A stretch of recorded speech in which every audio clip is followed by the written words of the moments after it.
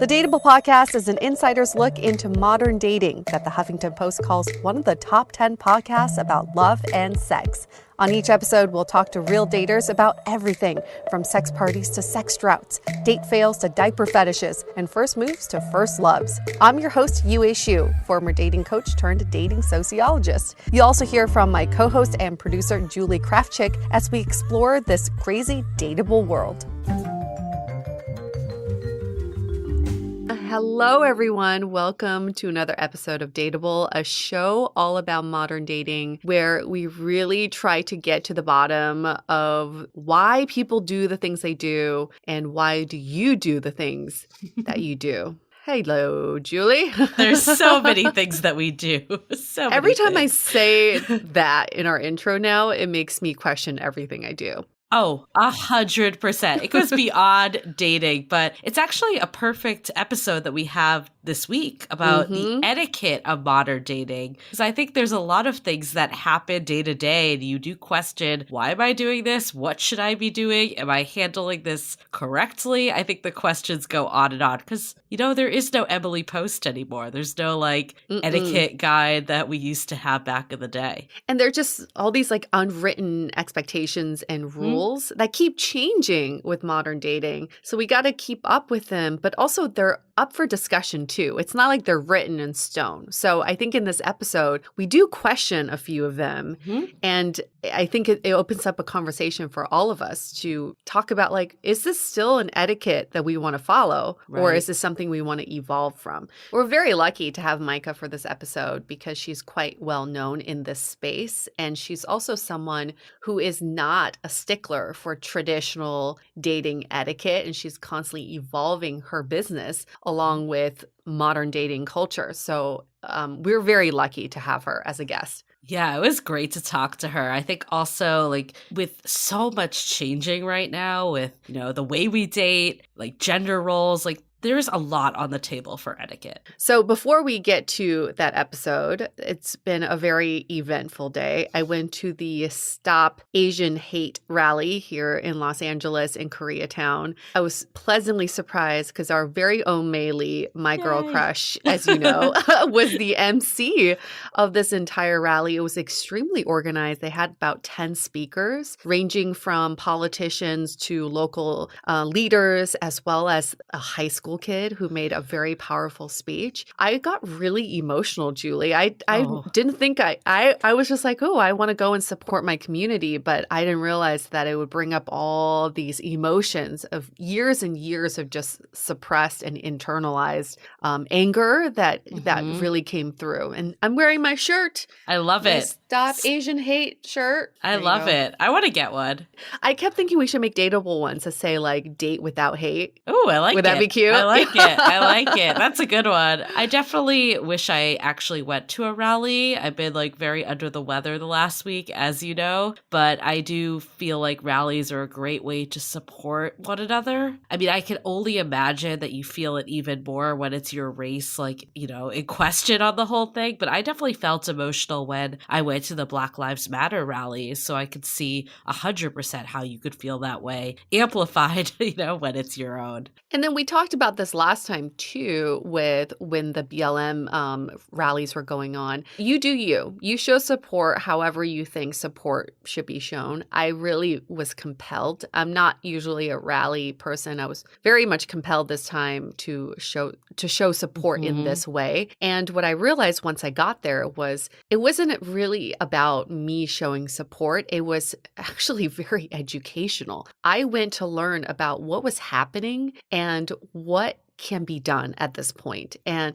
it was really great. Everybody that came on stage to speak said this line. They said, now's the time. This is time for change. And I really feel like change is in the air. And when it comes to the Asian community, which hasn't really banded together like this in the past. So I'm really proud of what we've done as a community, but there's just so much more learning for us to do. But back to that high school kid that came on stage to give this really powerful speech, and May loved him too. He said this, ever since I was little, I was told to walk away. You see bullying, you walk away. You see something wrong, you walk away. You see violence, you walk away. And he said, I'm done walking away. now it's my time to stand up and speak up. And I was like, holy shit. I was like bawling.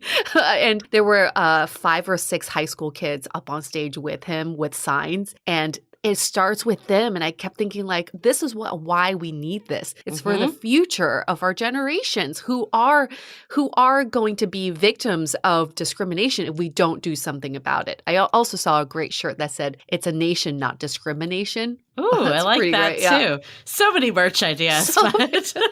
No, I mean, I am so impressed by Gen Z. Like they were the ones that organized. I mean, there was like a rally in San Francisco for BLM that was like 20,000 people going across Golden Gate Bridge. It was insane. It was organized by Gen Z or high schoolers. So yeah, hats off to them. It's like Gen Zers are undoing all the bad things that we've done and our other generations before us. Because Gen Zers are not, they don't come into this world with hate, but they see it and they're the ones cleaning our mess right now. So thank you for taking on that responsibility. You're a very good generation. I think though some of it though is that a lot of the stuff has been ingrained in us in so long. And it actually kind of ties back to last week's episode with toxic masculinity and, you know, like how we talked about all the things that, you know, like even as women would say to men because we like perpetuated these situations.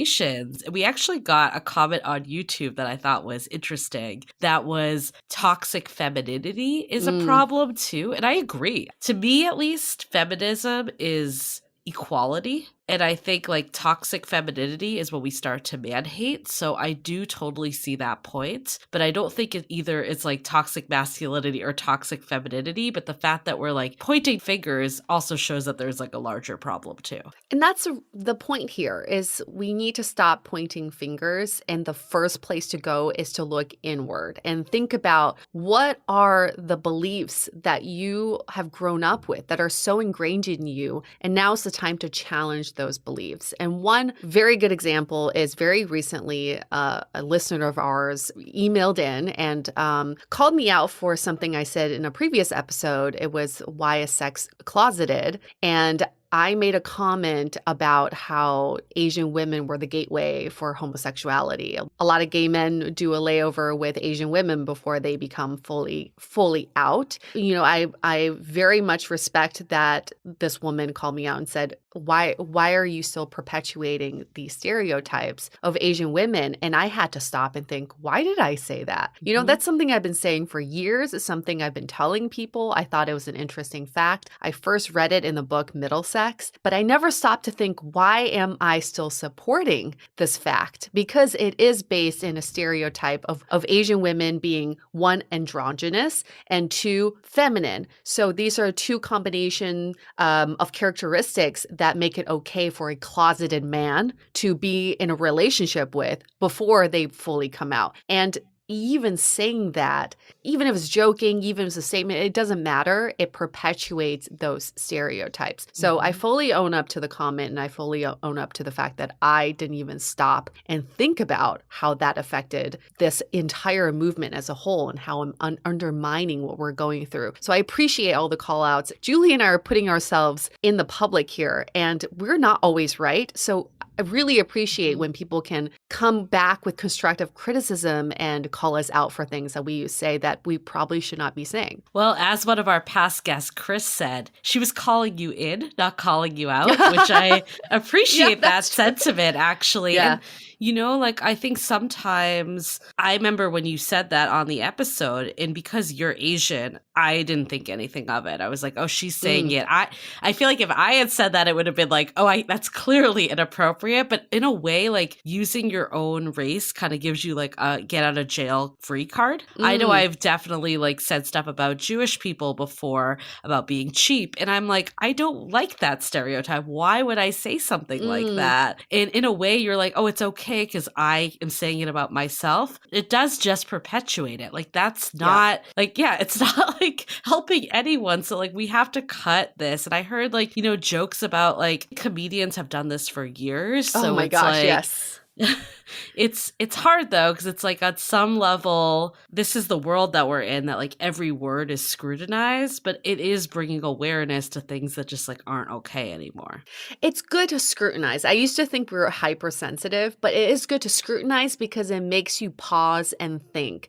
And Mm-hmm. after everything that's been happening recently, I'm going to take a pledge to pause and think about the things that I say. I'm going to look inward and question my beliefs because I really believe for change to happen, it starts with us. We can't Mm-hmm. say, oh, the world needs to do this. We need better leaders. We need better this. No, we need better people from the inside out. So if we can all just be that person and make a pledge to yourself, if I see something that's inappropriate, I'm going to call it out. If I hear something inappropriate coming out of myself, I'm going to call myself out. Make that promise to yourself. If we can all take responsibility for our own words and actions, this world will become a better place. I think pause and think is a key word here. Pause and think is something that we can apply to our dating lives 100%.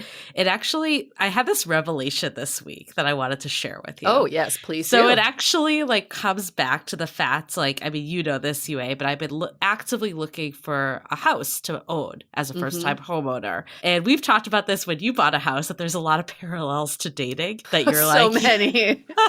you're like on Tinder, but it's Zillow, and you're like, you know, does this meet all my expectations? Like, there's a lot of choices. It's a big So decision. many. It's kind of Yes. like up there in who you're going to spend the rest of your life For with. sure. So I've been going out with my realtor, Zara Robotham, who, by the way, I'm just going to give her a quick plug because she is freaking phenomenal. She's awesome.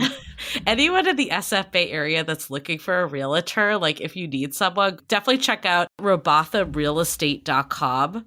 Or if you can't remember that, you could just do zararealestate@gmail.com, like Zara, like the clothing store. So I'll give that plug first. And also a ton of our friends have bought with Zara.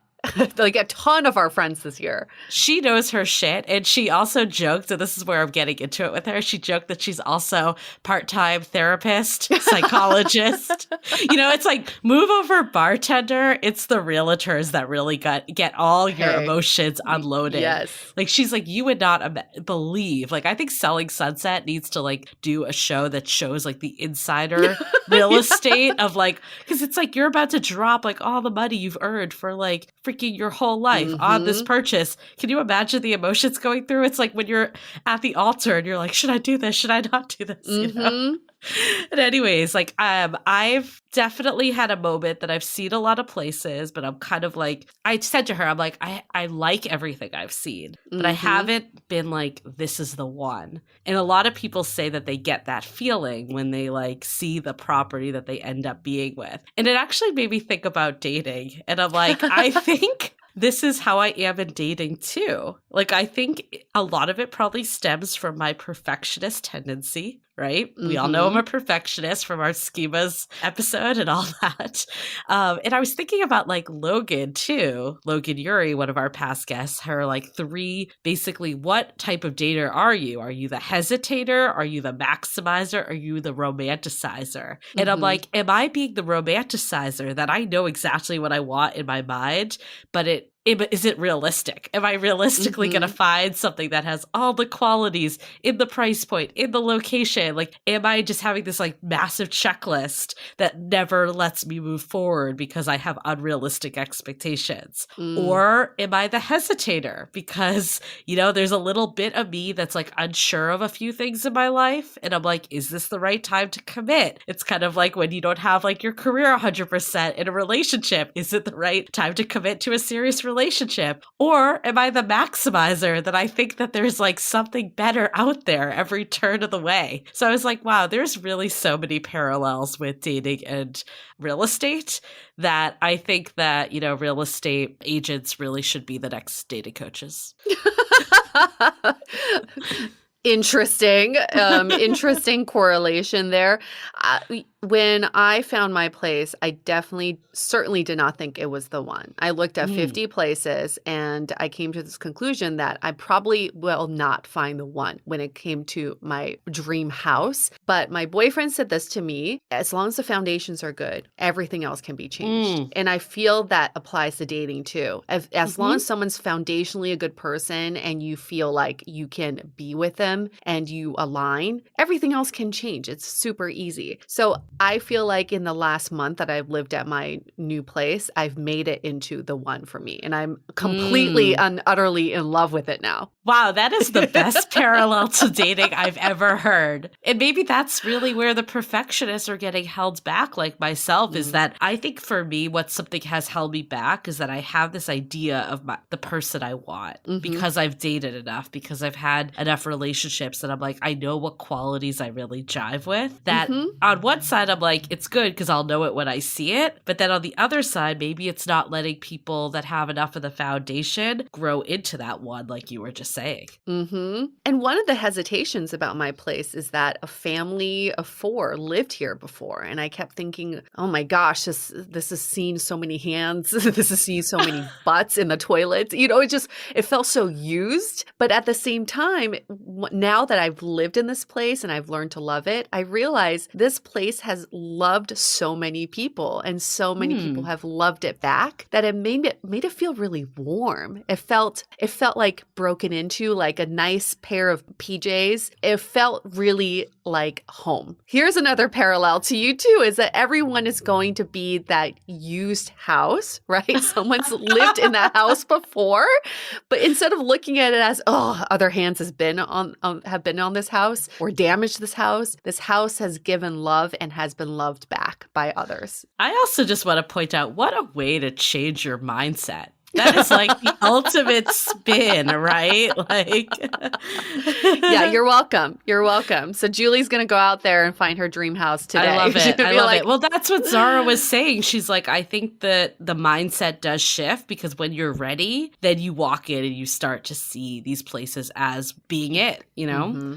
And that we say that all the time with dating. Once you're ready, back to like the episode we did with Jesse and Cassie, when your light is on, not to throw a Sex and the City reference, but we'll do it. The light is on, right? The light is on. The last tie into etiquette that I was actually thinking about with real estate. There was one that I totally did this thing that, like, you know how you go on a date and you show up and you're like, this was the best date ever. I'm going to move forward with it. I had such a good time. And then you get home and you're like, did I have a great time? Yeah. I totally did that to a realtor, not my realtor, but the realtor selling. I was like, I'm so into this place. I'm going to go home and like look at all the paperwork and reach out with all the questions. And then I got that feeling of like, actually, this isn't it. And then I just ghosted. And I'm like, is that bad etiquette? Like, should I have followed up? I don't know. It's so many parallels to dating. I feel like we could spend hours on all the parallels to dating right now, because you can also rent or you can buy. You can. Oh, yeah. The list goes on. But maybe we are going to try like a little bit of a new segment here. Get so many questions from you all, and we want to take a second to be able to answer some. So please continue to send your questions in, whether that's like through the Facebook community, Loving the Chime of Corona. If you're not already in it now, we'll name drop it here. Or if you just want to email us at hello@dateablepodcast.com. We get tons of emails, but we're going to try to like pick ones that are relevant to the topic too, just to bring it home. So we actually got one that I think fits in super well with dating etiquette. So Yue, should we do just like a quick kind of Q&A with it? Yeah, we're kind of bringing back question of the day. We figure this is a good time to bring it up in our intros. So the question we've gotten, and we've actually gotten the same question from a few different people. It's, I've been on a few bad video dates, okay? And so bad sometimes that I just want to get off the call pretty early, but I don't know what's proper etiquette. Is there something that I can say or do so it doesn't doesn't hurt the other person's feelings for trying to get out of a video date or getting off a video call. I feel like this with work meetings. How do I get out of the Zoom call? How do I get out early? It is a little harder on video dates because you see them face to face. On the phone, you could be like, oh, I'm cooking dinner, or you can make up an excuse, but on video, it's harder to lie. So I would say don't lie, but also don't be that honest. Like, this is a terrible video date. I need to get out. I think something that I tend to do is just like, okay, I mean, like, it's been really fun talking to you. I'm tired now. I've had back-to-back work video calls. So if you don't mind, I would love to just, get on with my night or go cook dinner or whatever your next activity would be. Because it's just showing that it's not about them. It's really about just your day in general. I love that. It's like Zoom fatigue. Blame it on Zoom fatigue, right? The other trick I have, this isn't great etiquette, but I'll throw it out now and then I'll go to my actual one, is that my phone is about to die, which knowing me, it is a lot of times, but probably not the best etiquette. But I think like etiquette wise, I think I see where this question is coming in because it's really freaking awkward to tell someone like, I don't want to, like keep talking to you on a video on my couch where I'm doing nothing. Like I'd rather like go back and watch TV by myself than continue this conversation. That's a hard conversation to have if you want to get out of it. So I think like having some sort of plan, I get that nowadays that we don't have as many plans lined up, but things are reopening. People are like, we're starting to see the light at the end of the tunnel with the pandemic. Or you could even just be like, I have my virtual sounding board event, or I have my virtual game night with friends, whatever it may be. I think there's many ways that you can kind of spin that. And having like some sort of exit plan, it also makes you more well-rounded. It shows that you're not someone that's just spending hours and hours and hours on video calls, whether you like them or not, but it also gives you that out. Yes. And to prevent this conversation from happening just in general is just set some parameters. I think there's nothing wrong with going into a video date saying, I get video or Zoom fatigued very easily, so I would love to keep our video date to 30 minutes. Then, at 30 minutes, everyone gets to get out. You don't have to make up an excuse anymore. I think just setting the expectations from the very beginning, now that you know yourself well, is better than trying to make an excuse in the moment. That's a great idea because you could always have another video call or take it to real life if you like the person. And then if you don't, you have it out now. Yep. I think the other piece too is, I know this is like a little off topic, but the etiquette, like if you really don't find them a match and they follow up after, I still think the etiquette follows through. Like if this was a real date, like just tell them at that point, like that it wasn't the right fit. Like I think you can like spin that in a nice way that they'll find their match. Like I'm positive that person's out there. Just, I don't feel like it's the right fit between us. I know people are hesitant to do that because it's virtual and all that. But sometimes you really can tell. Like if you just can't hold a conversation with someone, there's nothing wrong with cutting out at that point. Just don't be like ghost and be an asshole, essentially. There you go. Hope that answered your question to a lot of you that had the same question. Okay, so shall we go into some sponsors? Here's a special message from our sponsor, Gobble. Do you remember at the beginning of the pandemic when everyone was like super pumped about cooking and sharing their food photos? Right? Remember that? And like a million months later, no one's posting their food photos anymore because we're all so freaking sick of cooking. I know, at least for me, I just need variety in my meals, and I can't accomplish that by just cooking on my own. That is why Gobble is the perfect meal delivery solution, because you can whip up delicious and healthy meals in 15 minutes or less. Gobble enlists an army of sous chefs that do the time-consuming work for you. And we just tried the miso glazed salmon, and it was divine. Everything comes with pre-portioned fresh ingredients such as already chopped veggies, spice blends, and perfectly simmered sauces. Just pick meals from Gobble's extensive menu each week, including a variety of flavors, classic dishes, global recipes, and delicious vegetarian options, plus a line of lean and clean recipes featuring low-calorie and low-carb options. And by the way, they also have breakfast and desserts. Yeah, that's right. See what a difference Gobble will make for your household. They're offering our listeners this fantastic limited time deal for 6 meals for just $36, plus free shipping. That's dinner for 2 people for 3 nights,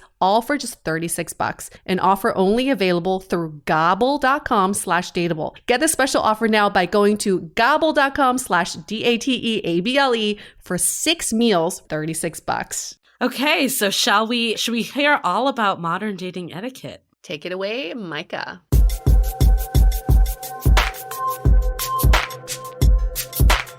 What is etiquette? I feel like it's an antiquated term now, but it is the set of rules or customs that control accepted behavior in particular social groups or social situations. And you probably heard of Emily Post, an American author and socialite who was famous for writing about etiquette. But now we have Myka Meier to talk about modern etiquette and tips to make you instantly more polished. She's 37 years old, currently lives in New York. She's been there for 12 years on and off, originally from Sarasota, Florida, and she is married. Hi, Myka. How are you? Hi, I'm great. Thank you. Thank you for having me on. Thank you for being our first etiquette coach on Dateable. She's dubbed the Queen of Good Manners, who teaches kids, teens, and adults about topics including social behavior, business, dating, dining, weddings, and more. She's also the author of Modern Etiquette Made Easy, a 5-step method to mastering etiquette. And we originally got in touch because Venmo reached out to us and had a really interesting pitch about just Venmo etiquette in general. But then we thought, let's just open up the conversation and make it more about modern etiquette. It's endless, like everything. It all comes back to it, right? It is endless, but it is kind of a forgotten topic. And we define what etiquette is. What do you think etiquette means when we're talking about like in a dating sense? To me, everything and kind of no matter what I'm teaching, whether it's dating or business etiquette, it all comes back to thinking about the other person first. So thinking about, and earlier when you mentioned it being antiquated as a term, I get that all the time. People are always like, do we even still need this anymore? But it's actually, I kind of always think it's more important or just as important, we could argue now as ever before, because everything is changing. And really all it is kind of like a protocol by which to show respect to other people. So as we start dating, in different types, like now there's video dating is like the new norm with COVID. Right. So that didn't exist a year ago. So now there are all these new rules. So I think it's always like a set of guidelines more so than rules to help us just be nice. At the end of the day, it's kind of how I see it. Interesting. So what do you think's changed the most in modern times since like Emily Post put out all the traditional etiquette terms? Yes. I own every single Emily Post book there ever was. People like clean out their grandparents' attics and like donate them to my company. It's amazing, the old ones we have. And I would say the biggest thing would be gender and kind of like roles in gender that I see. Like for instance, I just was reading an etiquette book that somebody sent me even from the 90s. And it was a social etiquette book. And it was like women should stay seated. So if you're at a dinner, say a man and a woman, the man would be the only person to stand and the woman would stay seated. And that was the 90s. And I kind of thought, So I think those are like nowadays in modern etiquette I teach, if someone walks up to your table, you both stand to shake hands. You never stay seated to shake hands. So who pays on a date and why? Who asks out? So it used to be if it was a man and a woman in a relationship, the woman would have to wait to be approached. She could never approach a man. Things like that. Who is the one establishing these etiquette guidelines? I don't know who used to do it, but now I'm doing it. I took over. I'm like, guys, we got to get this together. So actually, to be perfectly honest, I'm constantly making up new rules all the time. All the time, because these things never existed before. These questions never existed. We didn't have Venmo years ago. We didn't have, same-sex relationships where even up until a certain point, you wouldn't talk about them in society. Even when, my uncle growing up, he is a gay man in Boston. He was like, you could not, like he lived during that time. And I hear his stories and he's like, Myka, this is so cool what you do because you're talking about I just was coaching a same-sex marriage, 2 gentlemen, and was walking them through their groom's etiquette. And we were like cutting out all like the bride and groom sayings and who sits on the bride side and the groom side. And they were reading their etiquette book. And I was like, let's rewrite these rules. These are no longer modern. So yeah, it's as society evolves, we need to evolve with it. So are there like any hard, fast, universal rules that kind of apply to everyone when it comes to dating? I can think of a few offhand, but I'd love your thoughts. Yes, I think, for me, it's almost like there's always a thank you. If somebody ever picks up a tab or ever, doesn't matter, even if you don't like them or you didn't feel like there was a big spark, I still think if somebody took the time to ask you out and then treated you, it's still a nice thing to show gratitude. I still think if someone asks you out or has the courage to do that, or to approach you, never to be rude, because that's someone's feelings. No matter how you feel or don't feel about them, I feel like it's, like saying no in the most respectful way you can, because it takes a lot of courage for people to do that. I still think my general guideline for who pays is whoever asks out is the person that pays. So if I ask out, it doesn't matter my gender. If I'm a woman dating another woman, a man dating another man, a man dating a woman dating a man, it doesn't matter. If I'm the person that says, listen, I want to take you to this concert on Saturday night and it's at this time, and then I'm the one who supplies the tickets. I don't get the tickets and say, oh, by the way, it'll be $50. I plan, so I'm a big believer in, who asks, who pays, is whoever pays. I think one that stands out for me is like, don't be on your phone. I feel like that is like a universal, like someone is giving you their time, like do not abuse that time. That kind of also goes for like showing up super late. Like I get it, like things happen, but I think you should always like send a text or something if you're going to be more than like a couple minutes late. Yeah, that's a big one for me. I agree completely. That is a perfect universal one, because it's showing a lack of respect for someone else's time. And another universal one would be, I think, show up for that person. What I mean is like, put yourself together, a little bit of effort. If someone took the time to come and meet you at a restaurant or even nowadays a video, if somebody took the time to schedule you in, then just like put your hair back or, make yourself, whatever it is that you need to do to make yourself look, presentable. Just to look like you rolled out of bed is like, oh, thanks for the effort. Right. I remember a friend of mine did like she's a dating coach, and she did a mock date, and myself and some other people were there like observing it from afar. Ooh. And the guy showed up in gym shorts, and we were like, whoa. Wow. Like that is just like, I get it. Like, I guess I don't get it. I shouldn't even say I get it, but like, I feel like if a guy ever showed up in gym shorts, the impression is, I don't give a fuck about this date at all. Yeah. Yeah. I think so too. I feel like etiquette is a 2-step process. Step number 1, don't be an asshole. So that's just baseline common sense. And then step 2 is how do you take it to the next level and show up just a little extra for the person you're on a date with. What do you think about this scenario, Myka? A friend of mine went on a date with this guy. Now they met online, and the messaging back and forth was very unclear who asked whom out first.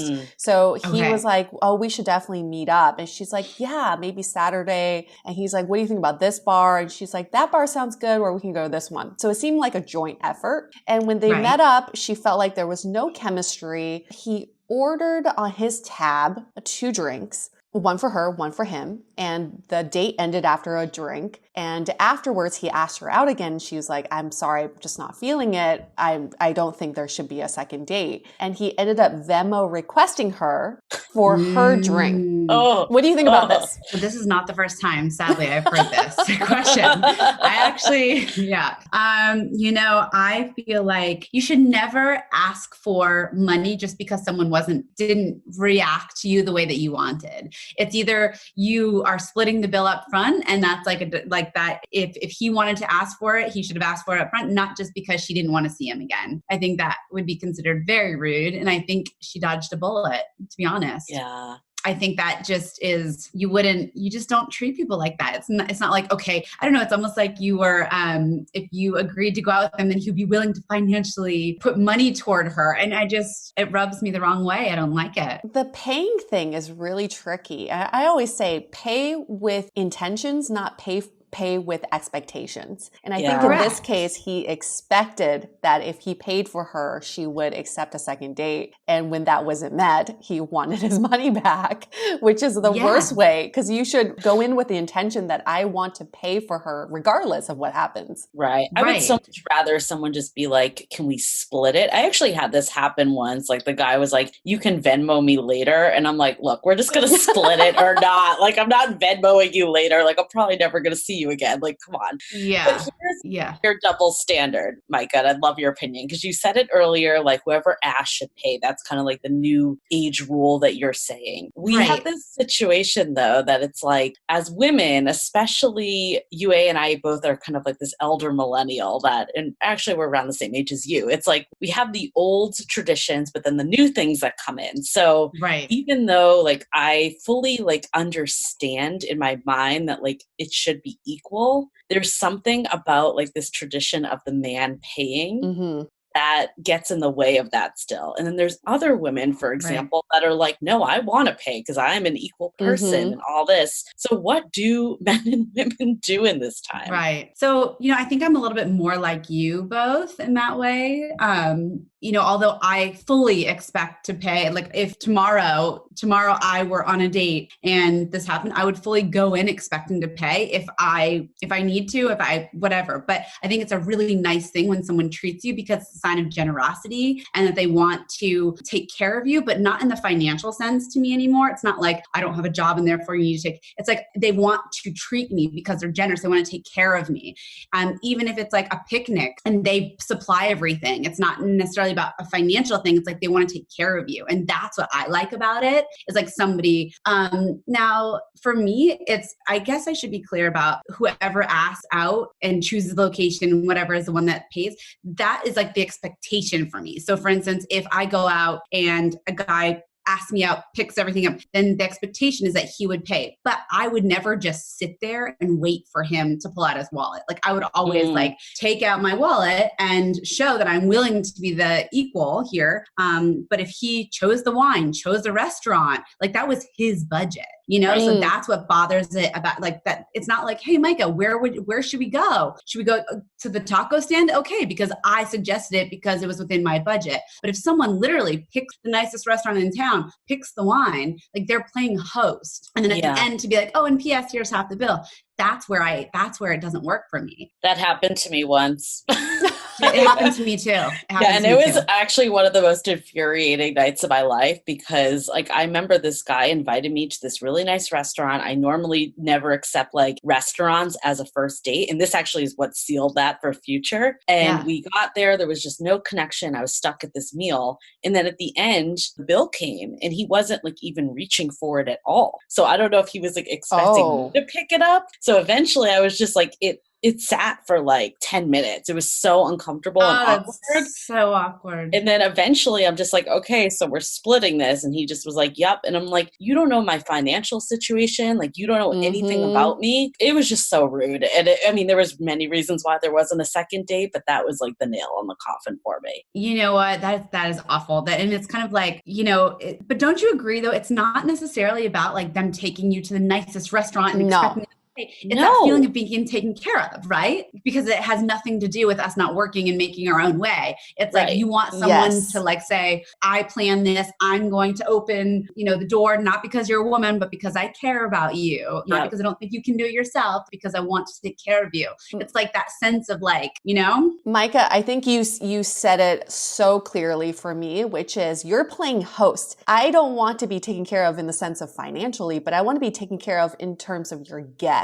And if you're the one playing host, then you take care of your guest. No, it doesn't matter the gender roles. It's like if you have friends in town, you show them around your city because that's what you're doing. You're playing host. So I want to make that distinction because it's not about who is the one financially providing. It's more just the role of playing host. Yes, exactly. And I love what you said too. It's like you don't have, like you can go for a picnic. You could go for a coffee. You could go for like a drink. Like that's all a lot more affordable than than going for that huge dinner where you just don't, and especially sticking someone with the bill on a huge dinner that you don't know their financial situation. So here's another situation that happened. Another friend of mine, I think it's the same friend now I think about it. She keeps on going on dates. Well, she's happily married with a kid now, but this all happened years ago. She went on a date with a guy. He planned out the entire date and he paid and all that and took care of her. And at the end of the date, they went for a walk and she asked, would you like some tea? I'm a little thirsty. And he's like, yeah, let's do it. So they went to a tea shop, and when it came time to pay, so he's standing at the cash register, he stepped back and said, you are the one that requested the tea, so your turn to pay. I don't know. I'm a little conflicted about that because yes, she is the one that requested it, but he took that awkward step back and waited for her to step up to the register. I don't know. Thoughts? Yeah, no, I don't like that either. I think it's like, these are like unwritten. See, that's the thing. So etiquette, I have to say this, is all about social intelligence, right? Mm-hmm. It's all about thinking of other people first. And although in that situation, he's technically right with the new like guidelines of modern etiquette, he's technically right. She invited him. She suggested it. That was her thing. But he then should never have said that. He should have either just, let her pay or, and gone about it however she never intended to. Then he should have stepped up to the plate, paid for it if that's what was happening. And then that would have been his sign that he didn't want to see her again if he felt so strongly about that. But you would never tell someone you are paying now. It's either like, you just wouldn't do that. Or worst case, and I wouldn't even recommend this, like, it's like you would pay for your 50-50 if you felt that strongly about it. But you wouldn't tell someone else, now you're paying for me. It's either splitting it 50-50 or you're paying. It's not, now you are paying for both of us. That is like doubly strange to me. Yeah, dictating how someone else spends their money. Yeah, is nobody tells not you good to pay etiquette. I think also, like, I know there are some rules of etiquette, like if we follow you and other people in the etiquette space, but I do think a lot of it is unwritten still, right? Like a lot of it, you just said, is social intelligence. And I think just because that's his set of rules doesn't mean it's her set of rules. And you can't assume that. Like you either have to have a conversation or you need to like just be normal about it. Correct. I agree. And it's also like, I have the thing where I will say it's bad etiquette to correct bad etiquette. Because it instantly, right? And like it instantly makes people feel uncomfortable, right? It's like, this is such an amazing conversation, but let's just take like a really quick break to talk about some messages that we have. This episode is brought to you by the book Courage Under Fire, known for her unique blend of action-packed, suspenseful stories set against the expanse and beauty of the American West. New York Times bestselling author Lindsay McKenna brings us back to Silver Creek, Wyoming, for a powerful story of one man's quest to protect the courageous woman he loves from a dangerous threat to their future. So let's zoom in on the storyline. Seeking an escape from her dark past, Carissa Taylor heads to Silver Creek to build a new life. Maybe she can finally be more than a hunted woman fleeing a vengeful killer, a man who's been after her nearly all her life. But when the enraged stepbrother breaks out of prison and draws closer and closer to Carissa, a rancher named Chase enters the scene. You can find more about this book, Courage Under Fire, by Lindsay McKenna at kensingtonbooks.com or wherever books are sold. Let's face it, it's a weird time to be dating or developing relationships. Have you recently decided that you want to make some changes to your love life? Maybe you've recently re-entered the dating scene. Maybe you've gone on one too many dates that went nowhere. Or maybe you're ready to take your current relationship to the next level. That is exactly why we created The Sounding Board, a true extension of our podcast that delivers a personalized experience, which includes one-on-one coffee dates with us, a monthly Dateable Live after show, exclusive audio content, and much more. Allow Julie and I become your dating Sherpas to provide real-time guidance and wisdom in a more intimate way so we can navigate dating and relationships together. Join the Sounding Board today by going to dateablepodcast.com/sounding board. Again, that's dateablepodcast.com/sounding board. Okay, let's get back into this convo. I don't want to harp on this paying thing too much, but I do still find it so fascinating. So I do have one more scenario for you, which is, we've talked about this on previous episodes too. It's the guilt pay. So what I mean by this is, a few of my girlfriends will agree to this, is we go on a date with someone, and if we feel there's no chemistry, we pick up the check out of guilt. Yes. Have you heard of this? Yes. What do you think about that? So I've never heard that term guilt pay, but I like it. Yeah. So I actually think there's something to it, because here's the thing, because at what I said in the beginning about if somebody pays for you, you should still say thank you. This way you're almost getting out of that. You're almost saying like, I owe you nothing, like not even a thank you, you know, you can thank someone at the end of the date for their time. Like, thanks for meeting. It was really nice to meet you. But then it takes away that awkward for me, like that night or the next day saying, thank you. That was really kind of you to treat me to dinner, because actually I paid for myself and I don't need to, you know, I don't know. I just think, I would do the same, to be honest. You were on board with it. Okay. Yeah. Or I would at least offer. Maybe that person's insistent, like, no, please, this is my treat. And I always think if you offer once and then the person really insists, you don't want that awkward back and forth, like tug of war. So I would offer, and then I would kind of say, okay, well, thank you so much. Really appreciate that. But I definitely agree. And to this day, when I go out with my girlfriends, I'm an excellent wing woman because I have no fear. But I'll sit there and they'll send me off sometimes to talk to people, to bring people back to the table. But sometimes if we're at a bar and someone approaches us, even if that bottle of champagne, you know, that we know they were probably going to order for us looks good, if we don't want to talk to that person, we will say, no, thank you. That's so kind. Like, we're all set. We would never take free drinks from anybody just for the free drink, ever.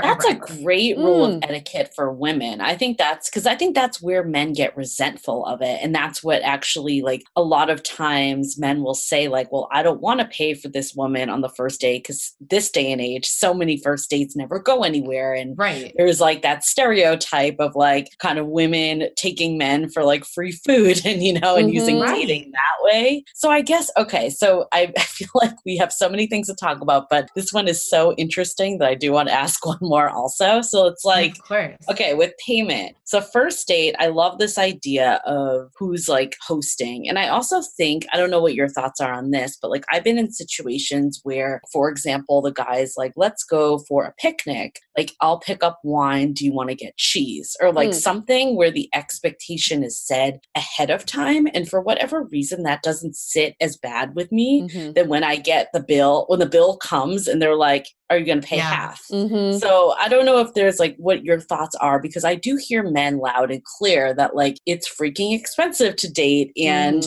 you know, like even if the woman asks, like there's still mixed signals. Like I don't want to necessarily be the one that is like making her pay for the whole date and all of that. Like, how can men navigate this if they are going on all these dates that may never go anywhere? Yeah, I know it is hard.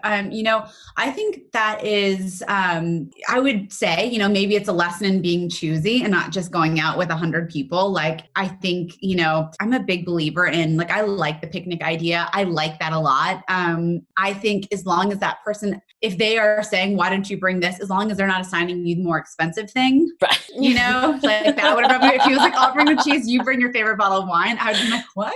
Yeah. I'm still a big believer in like, he should have taken the whole picnic. If he was like, I would rather him say, let's just meet and go for a walk along the West Side Highway or along the bay, like, and rather than assign you something. Yeah, I guess now that I'm thinking about it, I mean, I would say like when I got this, I wasn't like 100% turned off, but I wasn't like, oh, this is great either. It was kind of like that middle neutral confusion. I don't like it. Thinking about it now, and I'm like, why didn't he just say, I'll get the wine? Like, it's the same money to him, right? Like it's, I think where he's coming from though is probably like this place of equality. Like, I'll bring some, you bring some, you know? Right. I don't know. I get it. I totally get it. I just think at the same time, if we, let's say if it's a male-female relationship and in turn, it's like maybe like the however many dates in, you decide that you want to maybe cook dinner. Like, you then wouldn't be like, I'll make the steak, please bring the potato salad and the, right? Like, Can you bring a tomato? Thanks. Yeah, I just feel like in that respect, it's still, we would be taking care of them, you know? Yeah, well, I mean, I would say that the dinner parties I go to, the host does assign something. You're in charge of the appetizers, and then this group is in charge of the dessert. But in that kind of setting, I don't know, it's a group thing, and you kind of understand how laborious it is to cook for all these people. But when it's a one-on-one situation, I would much rather just have him say, these are things I'll be bringing. If there's anything else you like, feel free to bring that. But on a date, I feel fine on like a dinner party or something like that. But if it's like a one-to-one, I have a problem with it. Yeah. I think it's a one-to-one. Yeah. But I do think it's good etiquette if you're cooking dinner, because I love this. I've definitely cooked dinner for boyfriends before, and they're like, what type of wine should I bring? Yeah. Like, I think something like that is great etiquette. Agree. So what is your thoughts too as the relationship evolves? Like, because I think it's not sustainable this day and age for men to be paying all the time. Should it be that like after a certain amount of dates, that it goes to one gender versus another? Like, does it follow what you said, like who just invites and it kind of is an even distribution that way? Or is it like a split down the middle? I think it depends on the couple and on each it's like so situational. Like, for instance, my husband is very old fashioned, if you will, about he pays, he was like, I'm paying for everything. That's like what I do. And I take care of you. And we were also in a very different financial place. He knew I had like an average okay job, but he knew I didn't have, and he was in a different position. So in that way, I think it can be it's hard to like put like a guideline on it. It's circumstantial, but at the same time, after our third date, he let me I took him for ice cream to my favorite ice cream shop. And I said, I want to take you for ice cream, because I also felt guilty. I felt like the amount of money this man had spent on me. And I was like completely crushing on him, but I also was like, I want to do something. I don't want to just be taking, because that's not who I am. Mm-hmm. I wasn't ready to invite him back to my house because I thought there are so many just different, thoughts that go with that. So I was like, I would love to take you to my favorite ice cream store and my treat. And I was very specific. Like, I know it's not an expensive treat, but it's still my treat. This is my, and he was like, okay, but just this once, which made me love him more. But, but it was something like that. And then what I started to do was then once I felt safe around him, I started having him to my house all the time. Like, I would cook for him. Mm-hmm. And it was something where like, I can go to a low cost grocer and buy something within my budget. You can make an amazing meal on very little. And that was what I did. I chose wine that was in my budget. And it was something that I think, even though I wasn't spending per se what I, would have if I was going out, he still saw the effort and how much I was putting into it. And like nowadays, I even think, I have a question for you all, because this is an interesting topic. What do you think if things are going really well, when do you think, how many dates in would you say, okay, is the first okay time to have somebody back to your house? And second part to that question, not to reverse the roles here, but I am genuinely interested in this. What do you think? How do you say things like, this is just dinner? If that's all you really want it to be, is there a nice way to say it? I don't think there is a right time. I think every couple is so different. Like, I really firmly don't believe in like the 3-date rule or the 5 dates or like the first night. I think it all really just depends on the chemistry that you're having, what your expectations are and all of that. So I don't like these hard, fast rules. I think though, that being said, sex does bring other emotions into the equation. So I think you need to be aware of yourself, what you're looking for in this partner, and also sex can be so much better with someone that you have a deep connection with. So if that's what you're looking for, maybe it is good to hold out just so you can get a deeper connection. The etiquette here is interesting though, like what you just brought up of like, how do you say it? And I've also been in the situation where a guy has been really pushy and I haven't been into it. And that is also a tricky part too. I mean, I think personally, everyone should always respect everyone's boundaries and consent. So I don't even know if it's an etiquette thing. It's more of just like, this is a must have. This is beyond etiquette. In terms of like what you can say, I think it's like, I had a really great time with you and I'm really enjoying getting to know you. Like, I want this to be special or whatever it may be. Like, give them encouragement, but be firm in the sense that like, this isn't happening. So, but you would say that upon inviting, like that's what I'm saying is like, how do you say, I just want to have dinner with you? Oh, if you invited them to your house. Because what if you're like, because what if what if you're a man and you want to invite someone over? Maybe you can't afford to be taking this person out all the time. And so you say, I do want you to come over. I'm a really good cook, but like, you don't want her to think or him to think you're just inviting them over just to get them in bed. Okay. So like, what do you say? Like, what is the, like, it's an interesting conversation to be like, I feel like it kind of would be like, just something like, just dinner, no strings attached. I just want to invite you to a really nice dinner. I love cooking. Yeah. And then that's nice. Right? Yeah, I think like saying that, because I could see as a woman thinking that someone's being pushy if they're like, inviting to their house. Sure, you're a good especially after, I don't know, I'm still like, I just feel like there are other alternatives and like the etiquette side here, like I think you could go to a park. I think you could do that picnic. Like even if you're a good cook and you love to cook, make some sandwiches and bring them to the picnic. You could do a drink or a coffee that does not cost much. I think personally, bringing someone to your home is when you guys have established that this is going to be something and you guys are both in the place. Like maybe you haven't had sex yet, but there's been a lot of physical contact. Like you've made out heavily. Things have been progressing. I think it's a little presumptuous to invite someone to the home. Even if you caveat it, I don't know if I would fully believe it. Yeah. But that's just my opinion. Because there's always a hope that you do end up hooking up on both sides, right? So I think it's always going to be on the table for any takers. But I do like it when the partner says something along the lines of, I really want to cook for you. That is really sweet. I want to treat you to this recipe that I think I'm really good at making. So I personally think like the being really explicit about no expectations, no strings attached, I think that's optional. I think that's just, I don't know. I don't think the man needs to say that, but just give your intention outright, which is, I really want to treat you to some home cooking. I think you could say like, hey, if you're not in the place yet to come to my house, I totally understand, but I really am excited about you and I want to cook for you. And I was thinking that'd be a fun date. So it's like kind of giving someone an out, but also making it clear that like your intention is to provide for them in a way that might not be like a fancy dinner or something that's monetary that way. Right. And even like if he's not even like for men, if men are like, oh, I'm not a good cook or something, I think there's so many options like with HelloFresh, right? You go, it's like the service where you call and they send the meal, they send the wine, like everything is there for you.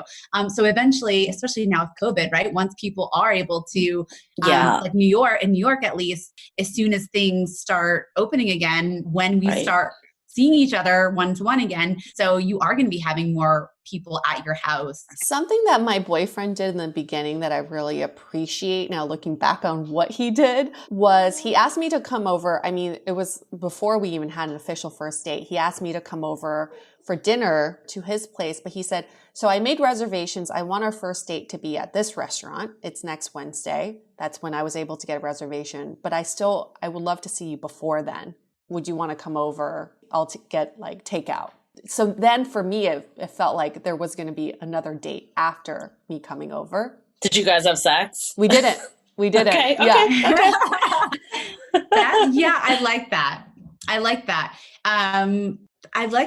he was like showing it's not just going to be a one-off and a one-night thing. Like, that's not my intention here. Like, I want to take you somewhere nice. Right. Yeah. I like that move too. I remember I had a friend once that had a guy do that and she was very taken back by it because she was like, oh, I thought this was going somewhere. And now he says he wants to like just come to his house and be casual, whatever. And I think it like really did take that conversation of, no, I'm not like a guy that goes out a lot and I like to be around like a girlfriend and like be hanging out and all that stuff. So I think there was some conversation that happened, but the initial first thought was this is like more of a casual thing. Well, then let's take the conversation there because the onus can't be all on the person who is being proactive and making that first move because the etiquette also comes from the receiver too. So if you're on the receiving end and you're not feeling it, what's proper etiquette of rejection? I'm straightforward there. I'm super like, I will tell people, I think you should tell that person right away. I think if you're not feeling it or you're not comfortable with something, then it's okay to verbalize it. It's okay to be like, oh, I take things really slow. Could be the go-to saying like, oh, I go extra slow. This is just my thing. Like, oh, that's good. I think the awkward part is when you make someone else feel awkward about something they did. Yeah. So then you take it back and put it on you. Like, I don't feel comfortable. Like it's me. Like, I go slow. This is my thing. If someone leans in to kiss you, I cannot tell you the amount of kisses I had to dodge when I really wish I could have just like going back and telling my younger self, I'd be like, just say, you know what? Thank you so much. I'm actually going to hop in a cab, or I don't need, thank you so much for offering to walk me home, but I'm totally fine on my own. Thank you so much. Rather than just feeling awkward and saying, okay. And then you end up in the dark underneath your stoop, like in Manhattan. and then you get a tongue on your cheek. It's just not nice. So like back then I would have been much more vocal. I love the thank you. Like that, what you just said sounded so nice, even though you were super nice.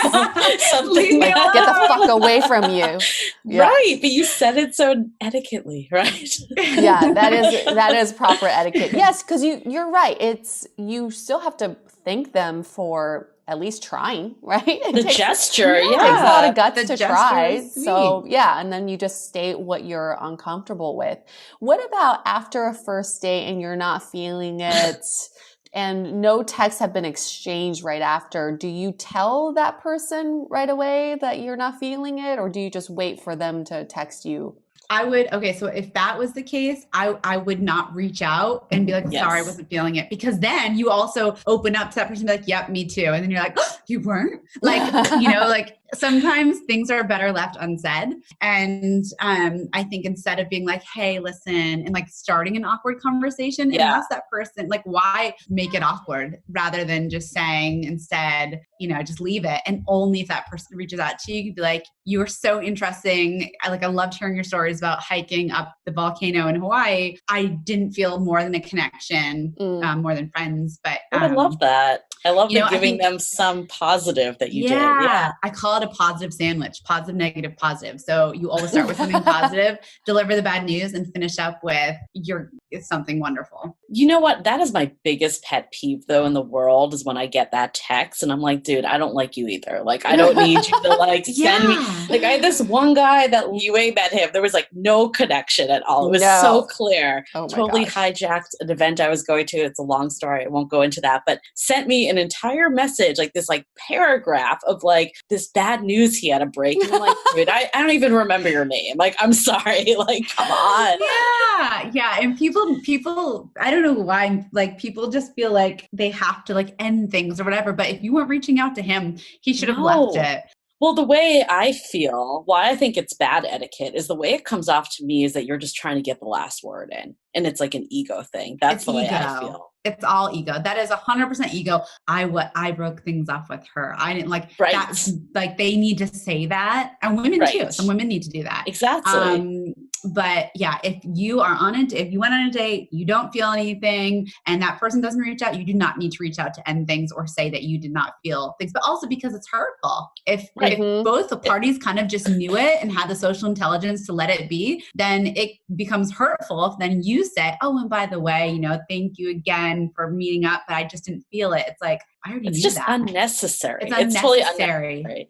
I think though, ghosting, I would assume you would agree. Ghosting, I think you should always, if someone does reach out to you, I think what you said, that the sandwich, the positive sandwich, I think you need to do that. I think ghosting is just so unacceptable at this point. Ghosting to me is just so unnecessary and one of the worst. It's just so unnecessary. Just be honest, or just say you're not into that person. To me, I actually have really interesting, there was just a study that was done about the amount of people that have been ghosted. It's really good. So here it is. I just brought it up on my phone. I can read it. So I work with Facebook on different etiquette things on different different questions that when the community asks, then I kind of chime in and give my 2 cents. So they did this survey, and 60% of Americans say they have read to see if someone has seen or read their message or seen their message. So when you think about that, think about how many people. So if I write a message to somebody I like,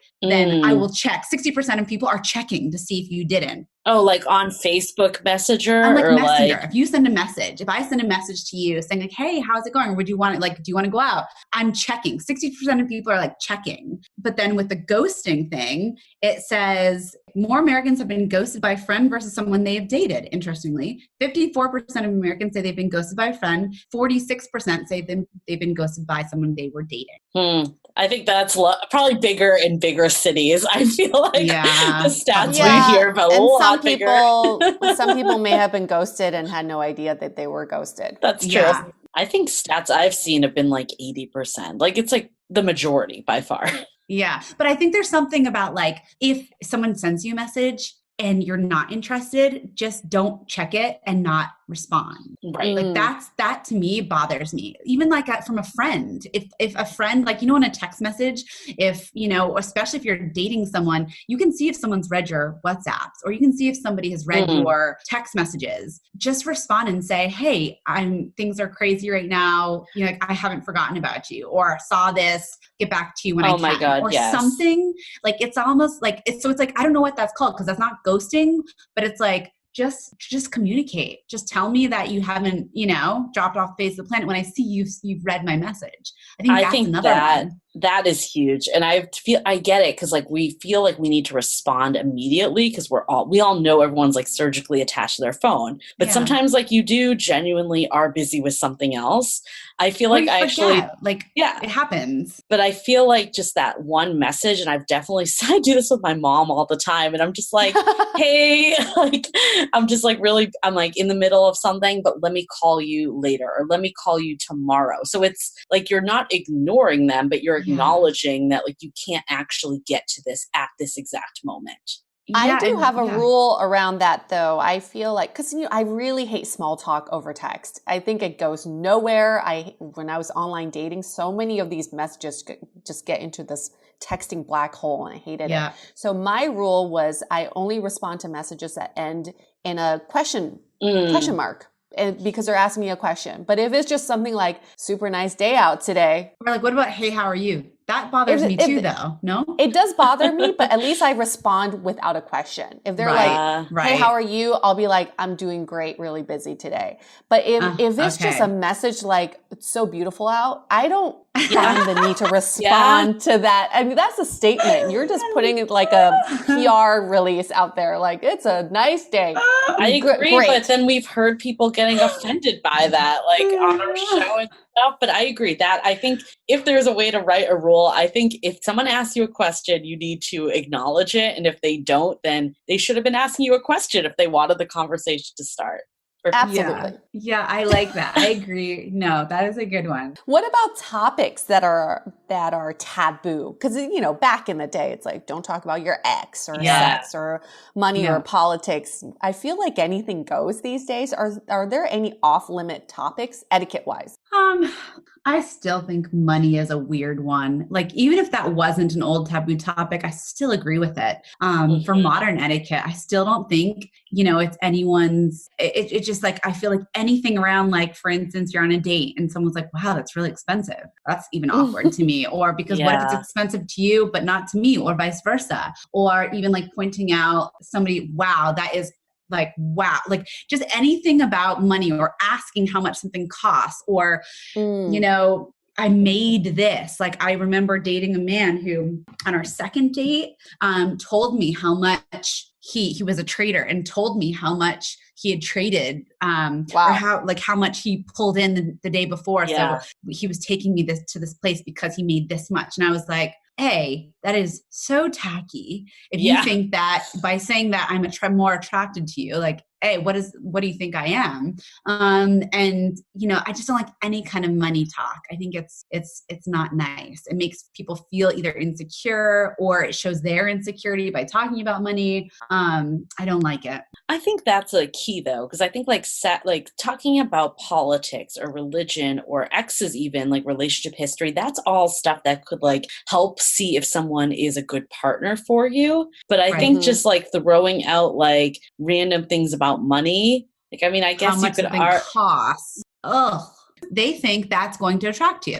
And even if it secretly does, even if that is impressive to you, certainly not what you want to put out there, that you're dating someone because their financial, what they can do financially for you, because I don't like it. I don't know.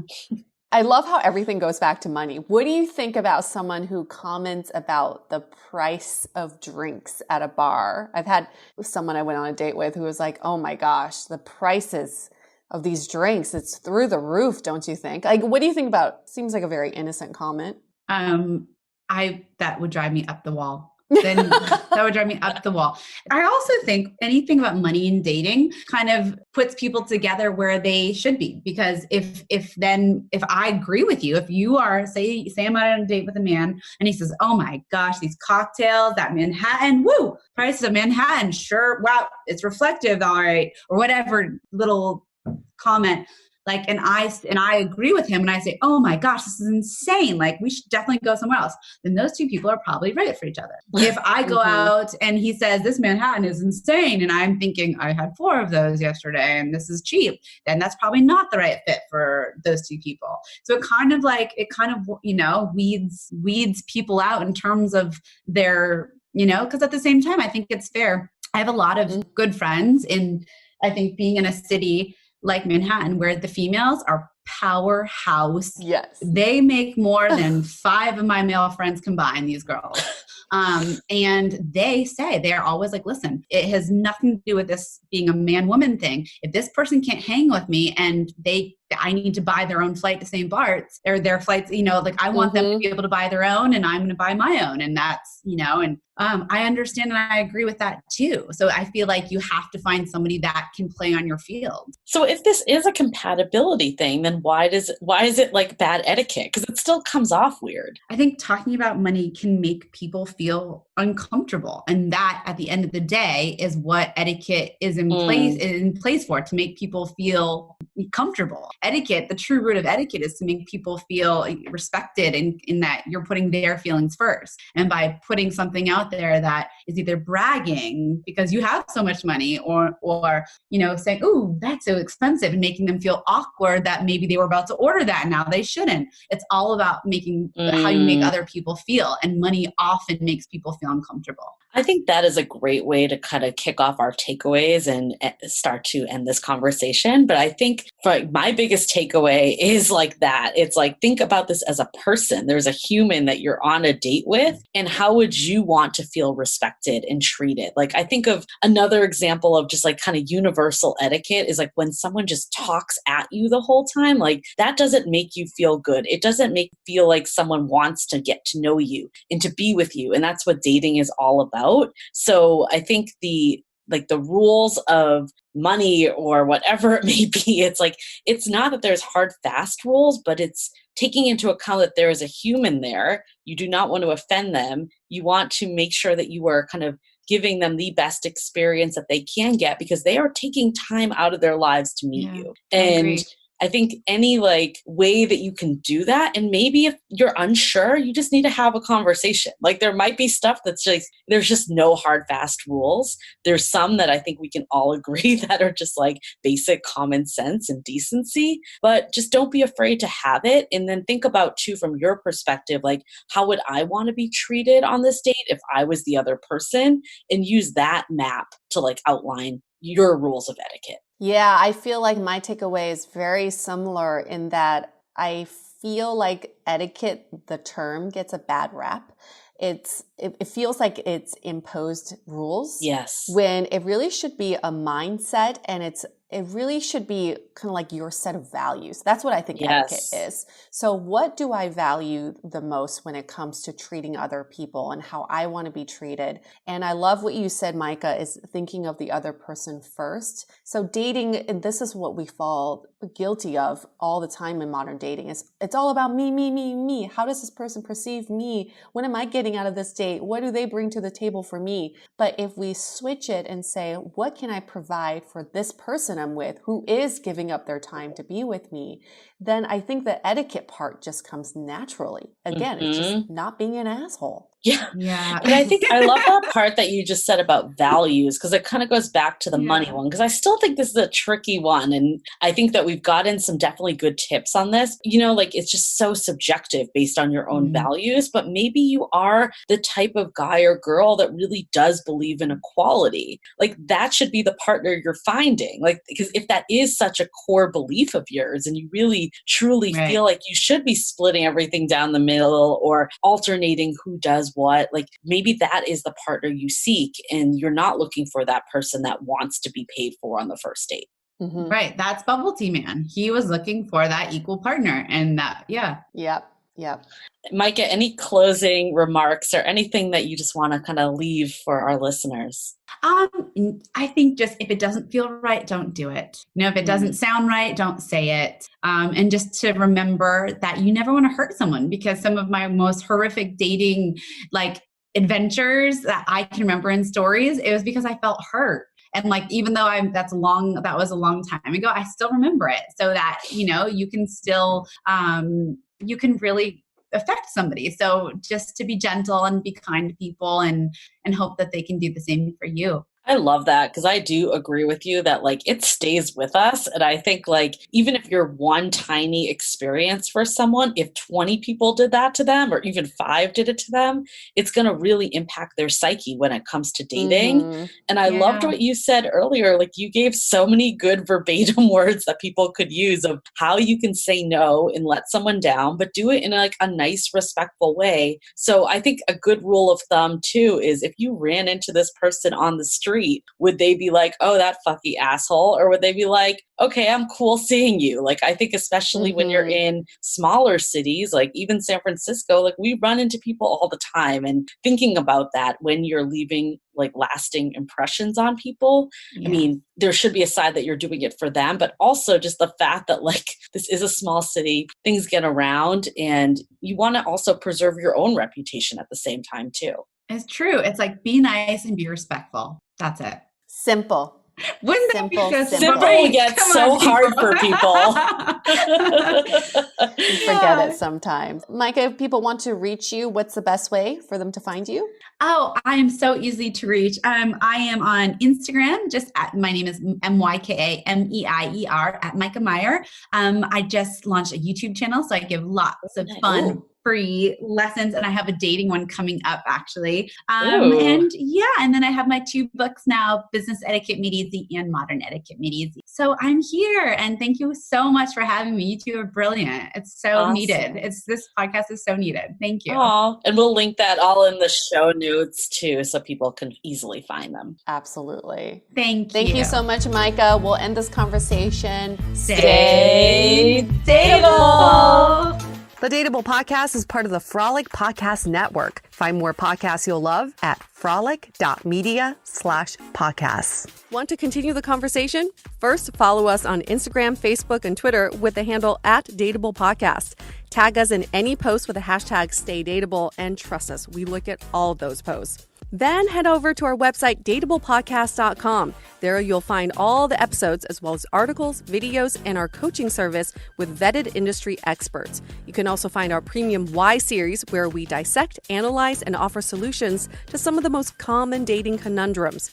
We're also downloadable for free on Spotify, Apple Podcasts, Google Play, Overcast, Stitcher Radio, and other podcast platforms. Your feedback is valuable to us, so don't forget to leave us a review.